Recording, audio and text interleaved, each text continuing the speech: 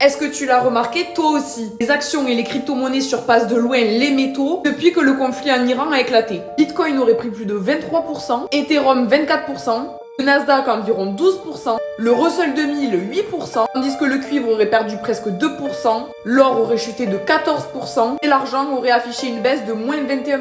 Mais alors pourquoi les crypto-monnaies et les actions surpasseraient donc les métaux? Ça peut sembler bizarre, les métaux sont considérés comme des valeurs refuges. Et depuis le conflit en Iran, Bitcoin et Ethereum ont donné aux investisseurs des rendements de 1% à 6% en seulement 30 jours. Que ceux qui avaient investi justement dans l'or auraient perdu 13% et pour l'argent 22%.